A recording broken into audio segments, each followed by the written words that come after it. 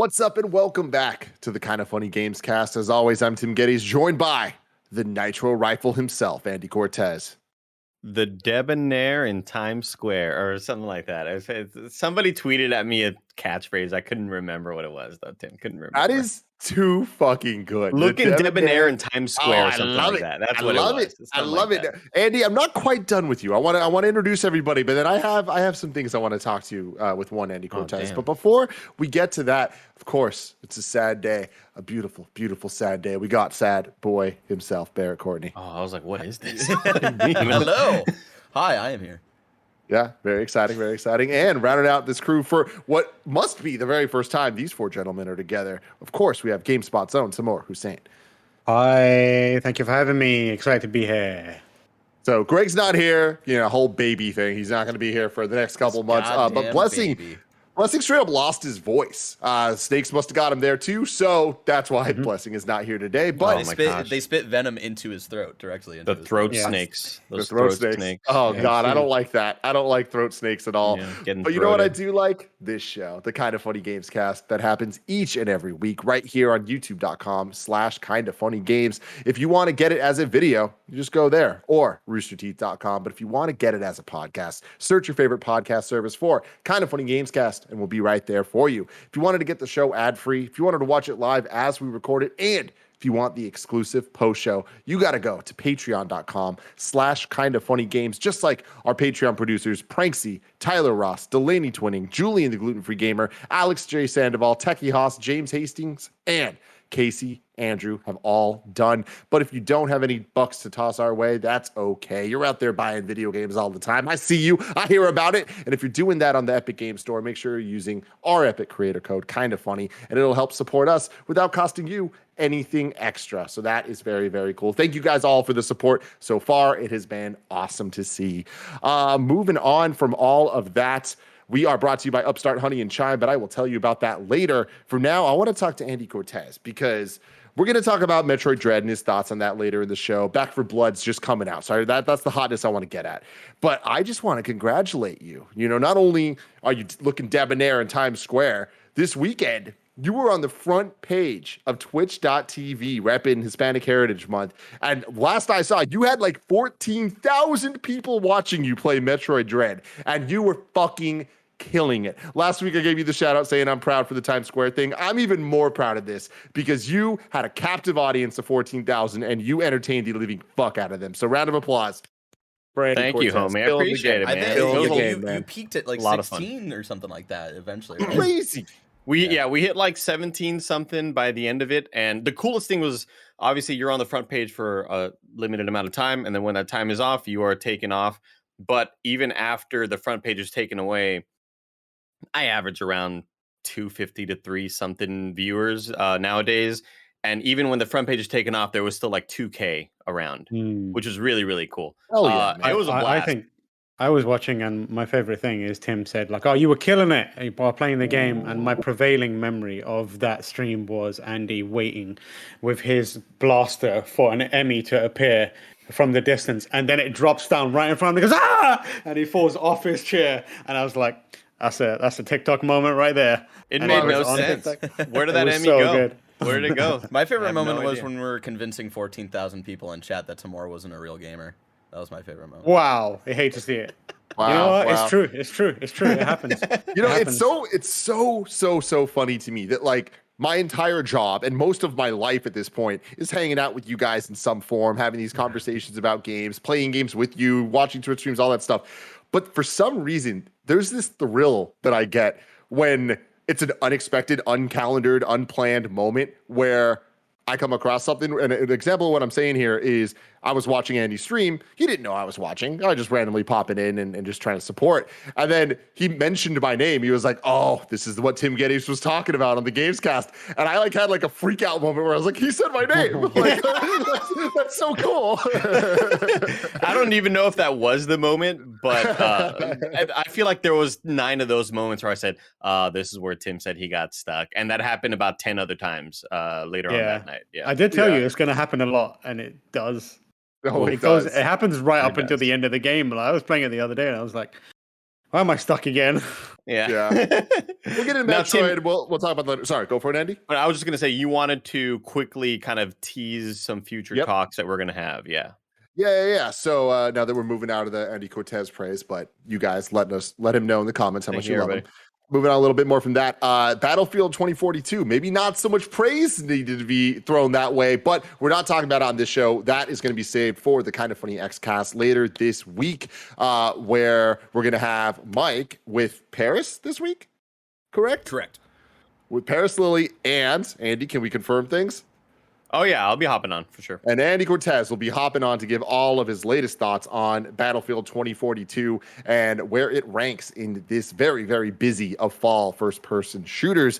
But that's not what we're talking about on Gamescast today. We are talking about Back 4 Blood. As of recording, it is the day of release. You can get it now.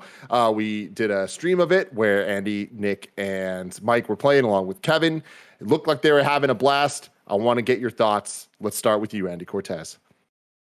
So much fun. I'm so glad it's actually out so that, there can be some semblance of progress being made. Again, if you all don't know, if you haven't had the internet for the last 3 years and then decided to, download this as your first podcast back, Back 4 Blood is the new version of Left 4 Dead by Turtle Rock Studios. It has all of, I think, the heart and sort of rhythm and pace that the Left 4 Dead games have. It's a lot of fun. You pick a lot of different characters. You can customize their looks. Each character that you pick has their own passives. It's not just an aesthetic choice. One character might heal better. One character might have, more stamina. One character might have faster melee, things like that.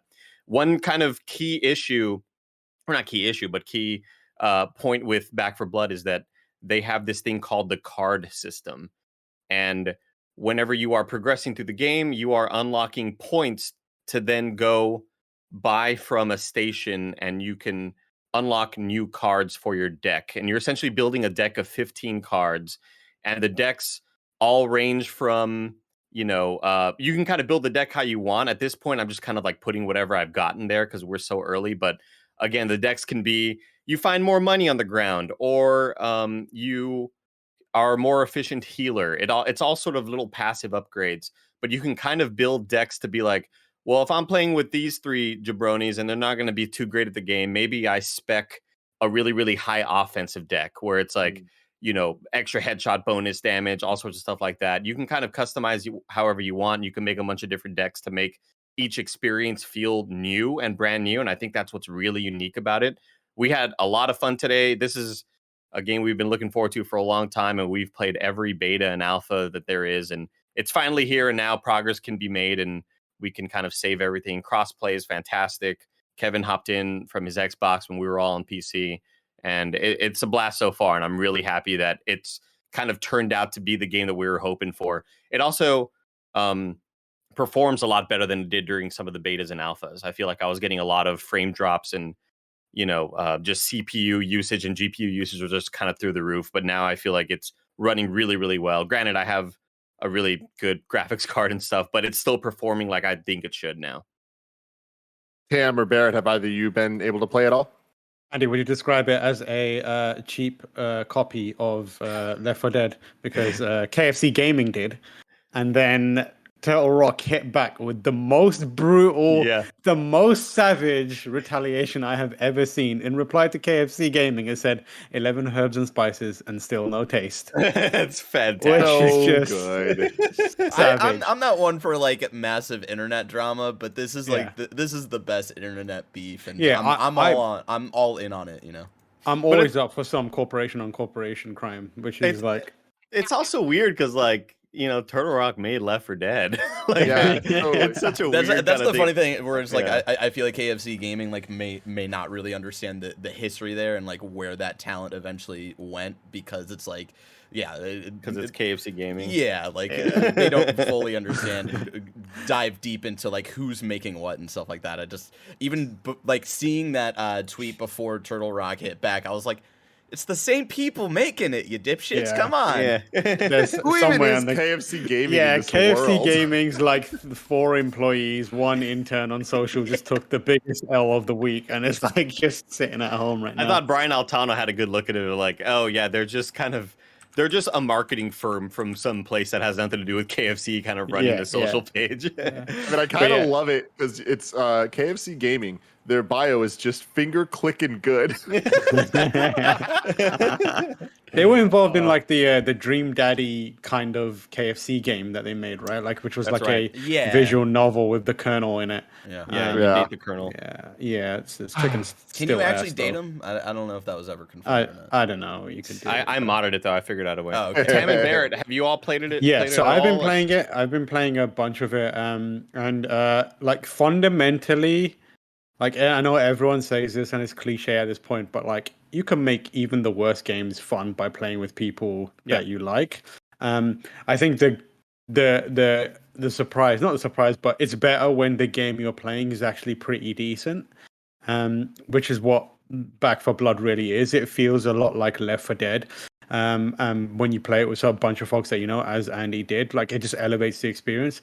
I do think that the card system is quite good. Like I don't mind it. Like I don't pay too much attention to it.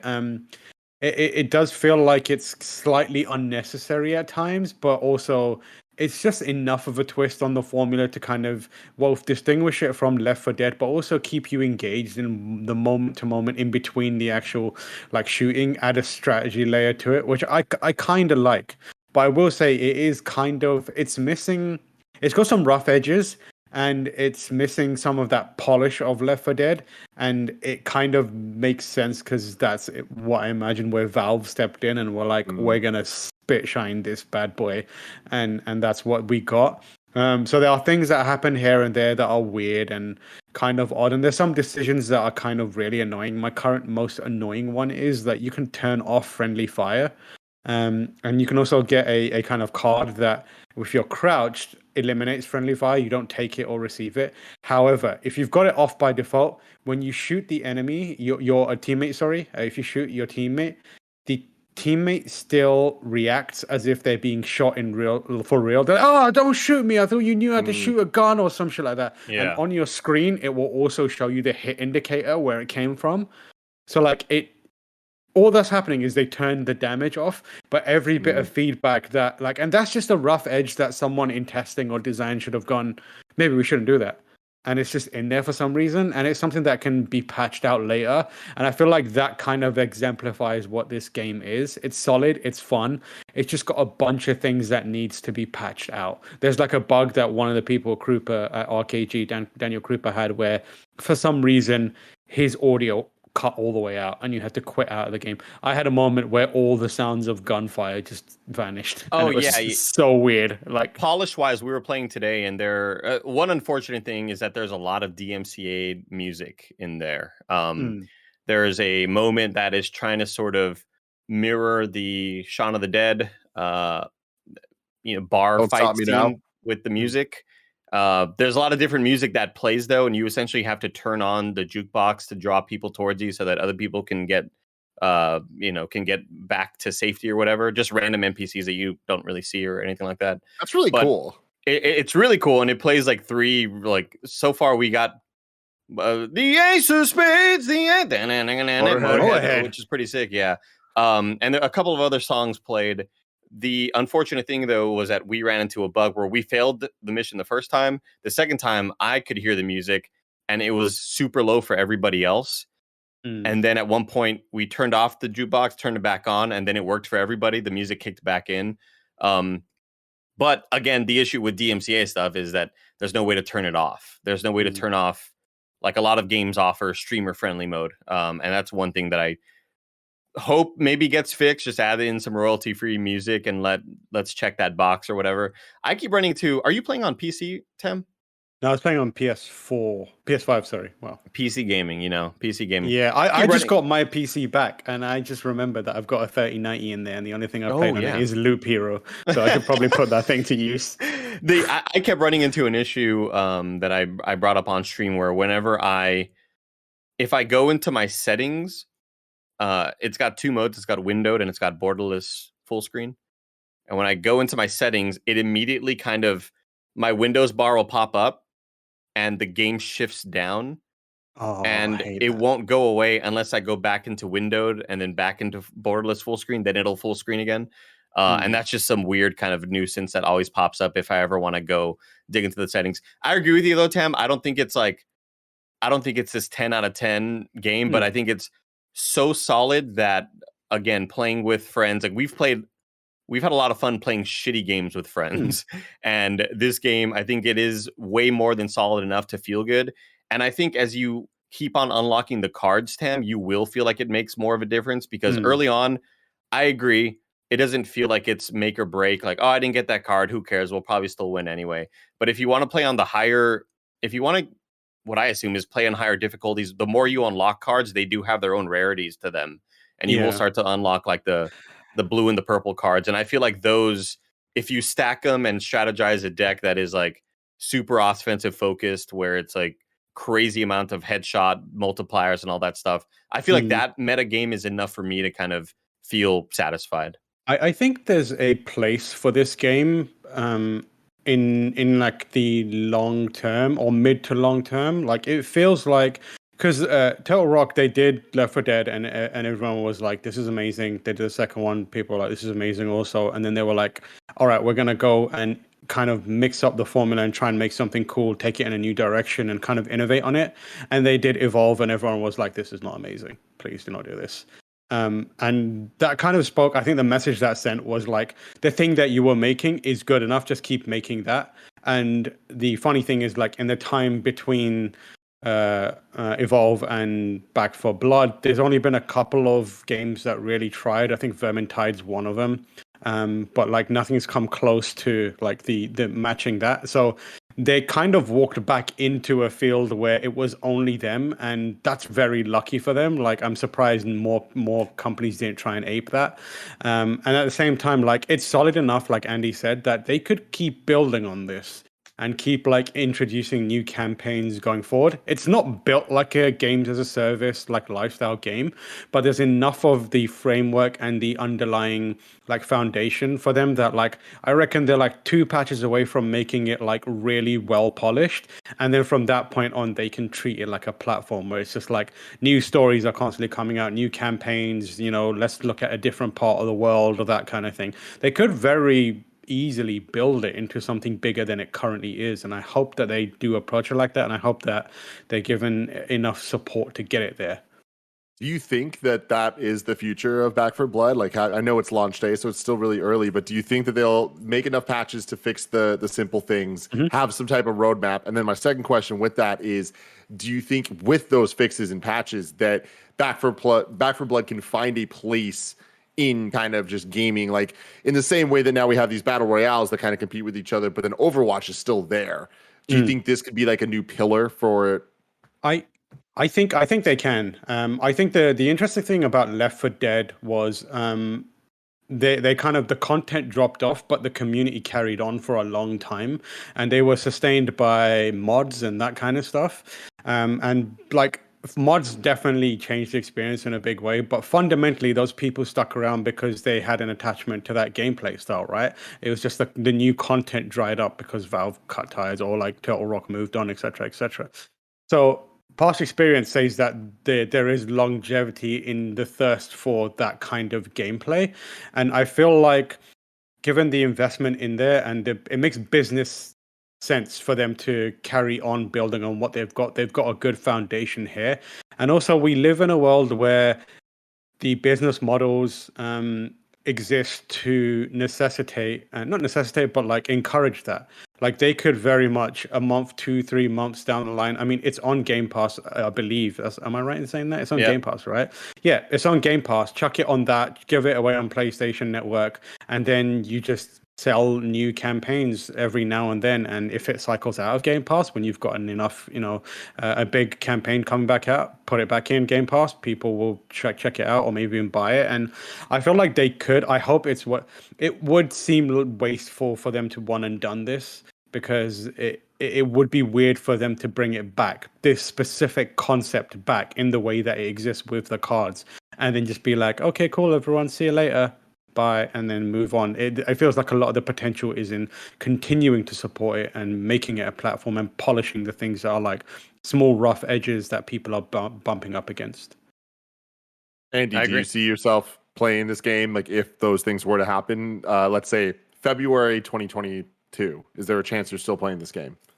I think when new content comes out, I'm always down to go back to games with friends that I've enjoyed. And we've seen that with games like World War Z. And I think this game is a bit more polished than that when it comes to gameplay. The gameplay is tight enough to make me want to go back and have fun. Like it's not, again, when we've played games with friends and sometimes we've played really crappy ones, but you're having fun because it's with friends. This one just feels satisfying enough to play anyway.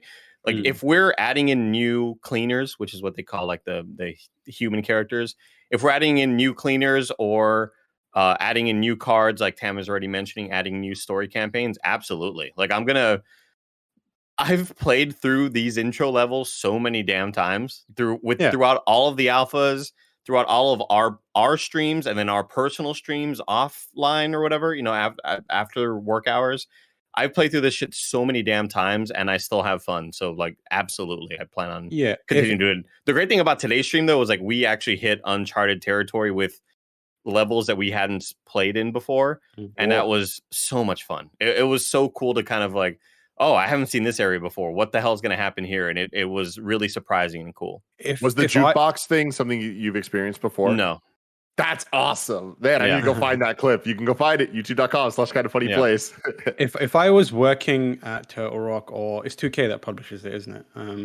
I think, is that right? Yeah. If I was working there, I would be looking at games like Fortnite and also more closely to it, Dead by Daylight, and looking at how they could start thinking about having their own original content, but also bringing in an audience through licensing content. Like you introduce an Ash versus Evil Dead or the Evil Dead campaign where you're playing as Ash and 3 others, or, you have the Stranger Things campaign where, you play as the kids and you have to go up against X, Y, and Z. Like there's ways to there's enough material out there for you to kind of like license it and bring in a new audience, introduce the Jason Voorhees type character and like put that in there. Like this Dead by Daylight is doing so well that if there isn't a bunch of people looking at it at the 2K side or Turtle Rock side, they're definitely leaving money on the table and kind of throwing away an opportunity to make something out of it. This is crazy. But can you imagine a world with some type of collaboration between Back 4 Blood and Left 4 Dead as a franchise? That would be incredible, yeah. I would love to see that. Yeah, bring those cleaners in. And like, it's not impossible. Like Valve has done, Valve seems very cool. Valve did stuff with Fall Guys. Yeah, they're like, yeah, we'll let you use this character. We'll barely make our own games. We'll let you we don't put our characters in your games. Fun. Yeah. Oh, you want a Half-Life? No, but I do have this tiny portable gaming PC. How do you feel about that? Barrett, have you played it all? No, Left 4 Dead was never really my jam. That was like one that like my close friends from high school would play all the time, and I would love like watching them play and stuff like that. So like whenever we're streaming it, Back 4 Blood, like I'll probably come in and watch and just like think about those high school days. But that's never really been a thing for me. I don't know particularly why, because it does seem like a fun time. But yeah, never caught on to the Left 4 Dead craze. Even though I do respect like what that franchise is and like what it did and what Turtle Rock has like done over the years, and then to eventually come back to Back 4 Blood. Oh yeah. Any closing thoughts on Back 4 Blood? Can't wait to keep rocking with it. Can't wait to keep playing it. Yeah, see it all the way through. If you've got Game Pass, it's a no-brainer. Just like give it a shot, grab some friends. It's a good time. Moving on back to Metroid Dread for a little bit. Tam, I want an update from you. How any new progress on it? So I've been taking my time with it, just kind of like enjoying it. You know how infrequently these Metroid games come along, so I didn't want to power through it. I was like, I'll take my time with it, and I'm pretty sure I'm like at the final boss of the game. I've had the big revelation, and I think I kind of I'm still at where I'm at when we talked about the game. I think it's fantastic. I think it's excellent, but there are a few annoyances at it that I have like developed over time.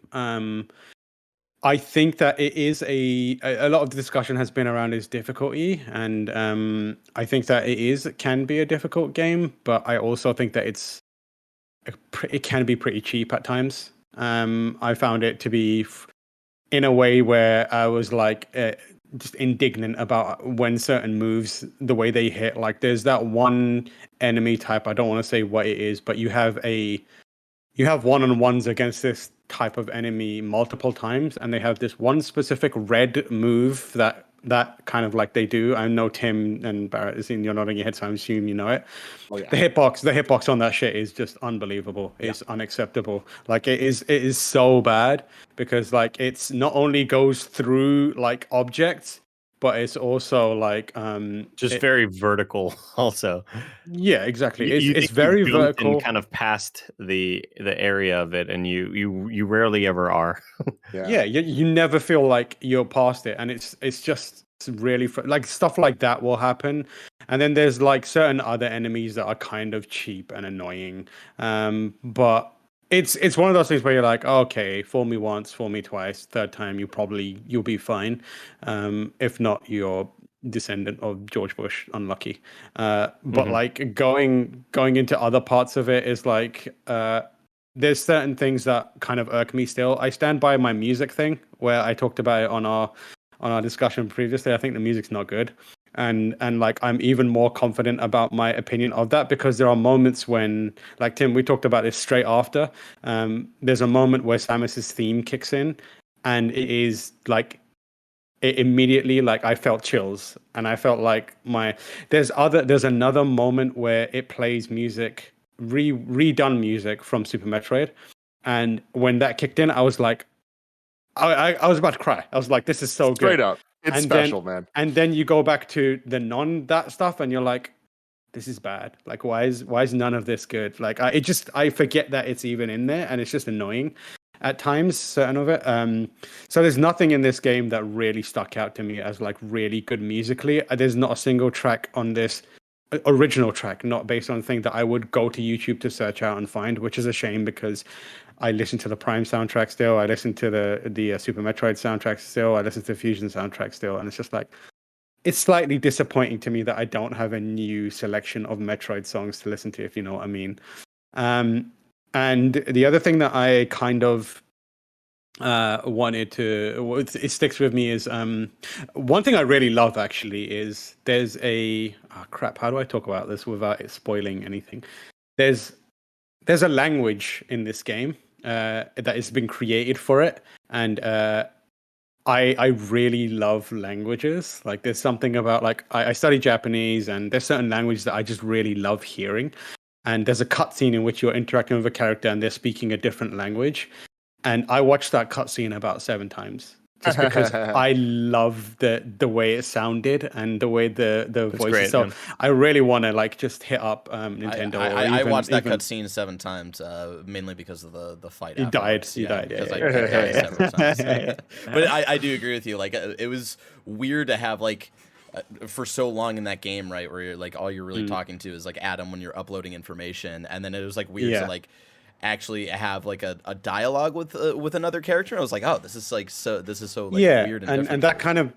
That was real cool, but it leads into something that I actually one of the people that I work with, a writer Jordan Ramey, actually has written an article about, which kind of encapsulates everything that I was thinking about it. I miss the parts of Fusion where Samus would think to herself about what was going on and talk to herself. She's silent this entire thing, which is like, okay, Samus is like stoic, silent bounty hunter, just get shits done.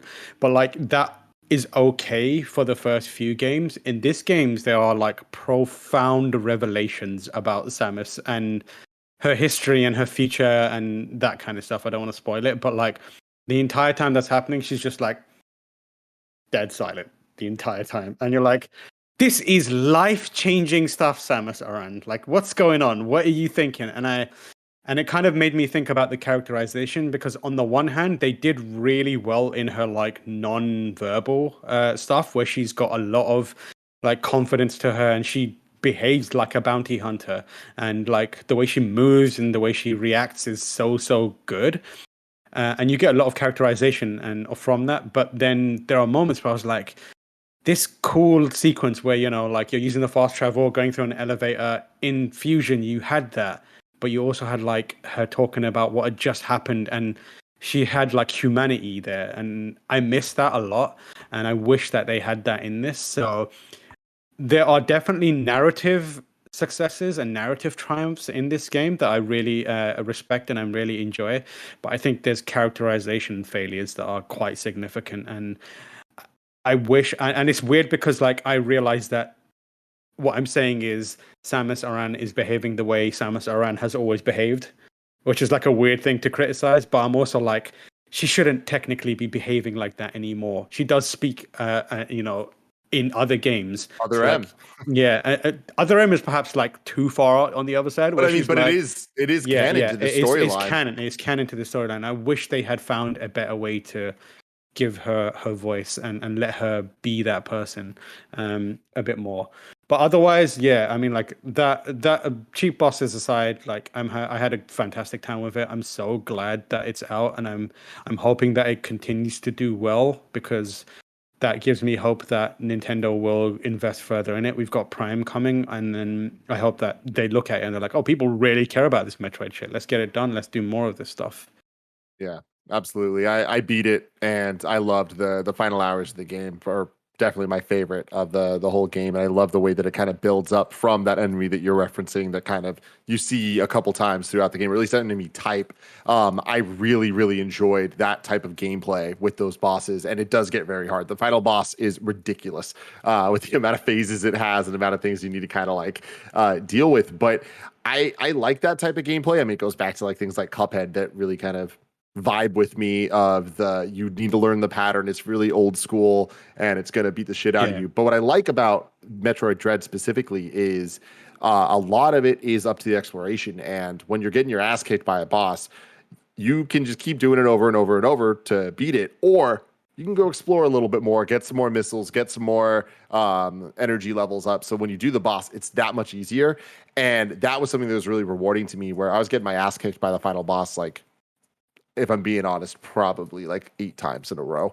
And I was like, I'm going to go grind out some of my stats a little bit. And it felt good because it rewards you to keep going back and exploring and using your newfound abilities to go open up old areas, to find things that you saw before but couldn't reach. And it's like, if you're not doing that, you're really missing out on a lot of the experience. I think that's why a lot of the bosses can be super upsetting when you just get your ass handed to you.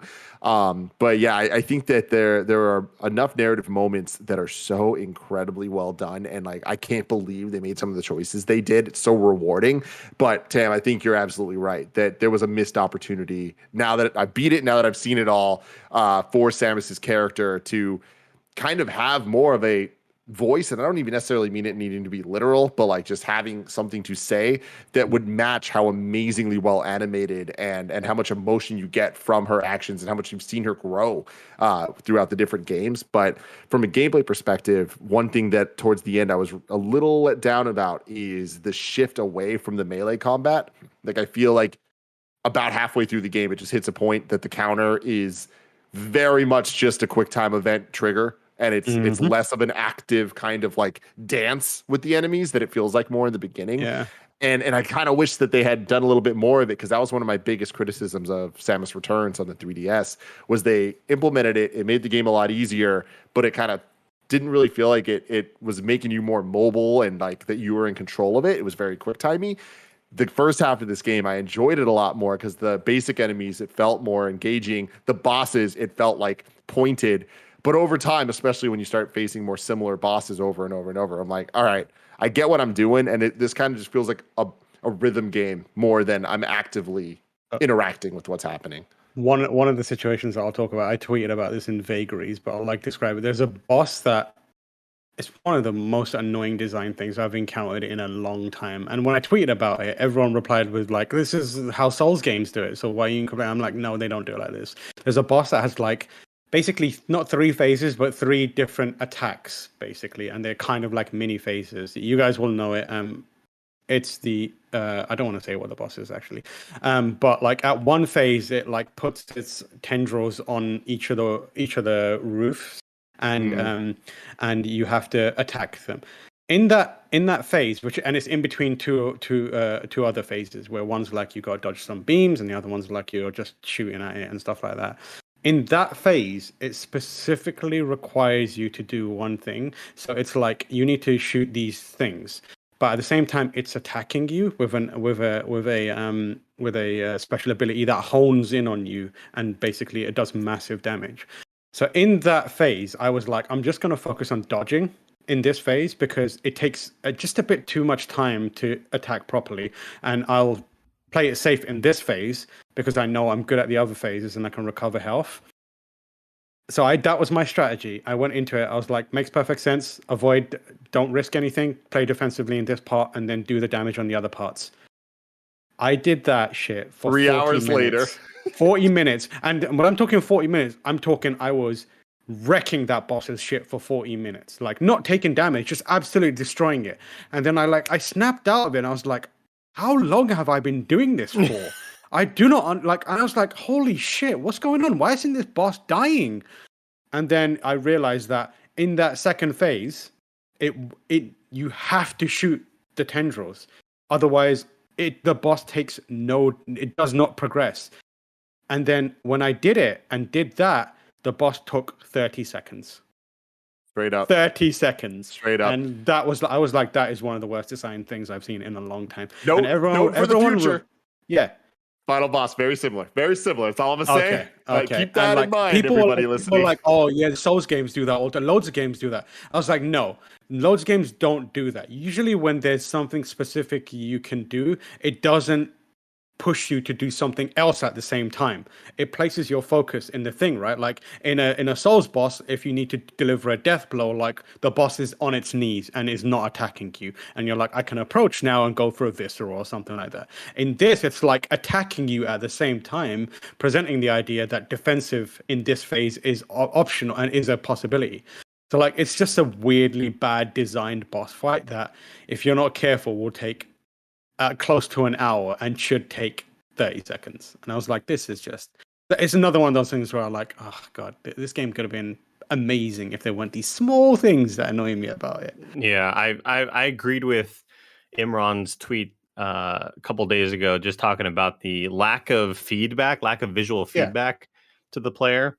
And you could make that easier by putting a health bar like a lot of games do, or just visual feedback of make the enemy turn red, or like in Doom, you see sort of physical things happening, degradation, and you know that you're kind of making a dent into it. But yeah, I do think that some enemies lack a bit of visual feedback and are inconsistent in the messaging of what it's trying to get you to do. And I feel like I've died quite a bit to stuff that I'm just not understanding what's happening, as opposed to like I got outplayed there. How frustrating is it, Andy, that every time that happens, the tip screen comes up that says every attack can be dodged, and you're just like, I know, motherfucker, I just don't know how to do it. Yeah. There's a couple of attacks that I'm just like, I jumped, the attack went straight towards me, and I jumped up in the air, and I'm not sure why I'm not dodging that. But I do think that anytime I unlock a new ability, it's like, I'm running out of fucking fingers, doc. Like I don't got any more fingers to work all these movements and stuff. And it's going to take a lot of practice, and goddamn, this is a nightmare game for accessibility. Holy shit. Like I am struggling like to remember using the grappling in the way that I want to do it. And that's getting me killed a lot when I'm, she has a grapple beam. Spoilers. You can grapple, but like when you're getting chased by an Emmy, right, and like you're trying to utilize that like a grapple hook at points, and it's just like, fuck, what shoulder button was it to hold down and then press? Like that was something that I thought about too, where it is an accessible nightmare. Yeah, especially when it comes to oh damn it, I equipped the missile there instead of the grapple and things like that. And a lot of it comes down to you just got to keep on doing those abilities and you'll eventually get used to it. But it can get a little bit frustrating. I'm right with you, Tam, where I feel like this game is so close to being perfect. And there's just some decisions that I don't really think were super well thought out. But I still love this game feels so linear for being a Metroidvania, where anytime I want you to teleport, you teleport. and you will progress. It's really hard, I think, to get lost. I've only been stuck in a couple places because my brain isn't firing at 100%. It's like, there was a moment where it's like, I should have sprinted with the sprint ability, but I just didn't even think to do it right there because whatever. I have 10 other abilities to think about. I think the game is fantastic. That sounds very, very nitpicky. I'm having an absolute blast with the game, though. It's so much fun. I think that it hurts me that it looks the way it does. Like, goddamn, can you imagine if this game looked like The Ascent? Can you imagine if this game had some sort of visual upgrade and lighting upgrade? Because it's, other than that, I was just mentioning, Tim, that like with all the other nitpicks, that we already kind of mentioned, I think the game is absolutely fantastic, and it's so good and fun, and it feels so tight to control. And yeah, I don't know how far away I am from beating it, but I feel like I'm maybe 3 hours ish away. I'm having a blast with it. I think it's a very, very good video game, and I'm shocked that Nintendo made a first party game this difficult. Yeah, no, I mean,